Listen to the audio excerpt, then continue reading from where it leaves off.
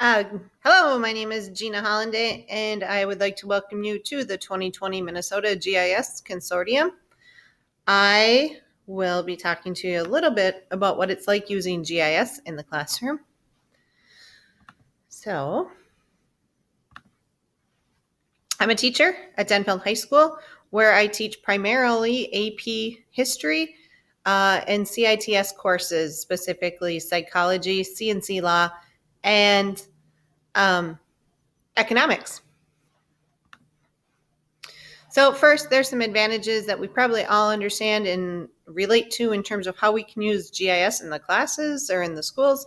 Some advantages are when students are exposed to GIS, they kind of enter at the same place. So there's really the same learning curve. It's not like in math where some kids might come in and have more background than the other students. Here we start out all the same. I tend to use it with my AP classes more than I do with any general class. We're thinking about in the future the possibility of partnering for the potential of CITS credits. And particularly, I use ArcGIS Online. The few disadvantages is the lack of funding. However, Esri has certainly brought down the barriers by giving us free ArcGIS Online to use in the classroom. The other disadvantage is there is just not that many state standards that are specifically tied to GIS. However, I tend to make it work with some of the other mapping standards. So in particular today, I would like to talk to you about some cross-curricular projects that either we are working on or that we have already done. Specifically this year, when we have made the move to distance learning because of COVID, I partnered with the biology class, and this is the honors bio for the most part. And what we're working on is some watershed mapping so that the kids can understand how a watershed works. And then they're going to go out to the rivers and do some in situ data collection. Now, what I'm hoping for and what I've suggested to the biology teacher is to have the kids download survey 123 and try to use that so that they can capture pictures as well as their latitude, longitude that we can pull back in and try to map later on.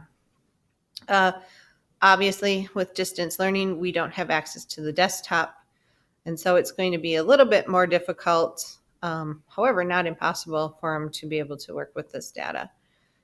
I'm also looking at, with my C&C law, that civil and criminal law class, about how we can work with the University of Minnesota and Dr. Pine on how Black Lives Matter, the movement, as well as historic and systemic racism, and how the boundaries for neighborhoods tend to follow certain demographics and how that affects our minority populations. And so we're in the early stages of planning, and I'll get back to you and let you know, hopefully next year, what we come up with.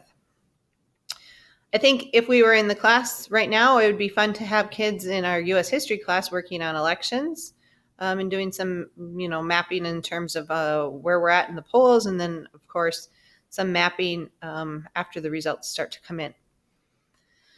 Again, I think in APUSH, we've looked at historic and systemic racism and how that looks in the South versus what it looked like in the North, and try to make some comparisons there.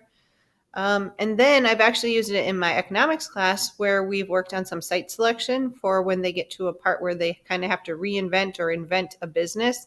Then they pick where they would, the geography of where they would put their site, and then they make story maps in ArcGIS Online to show, to turn in for their projects.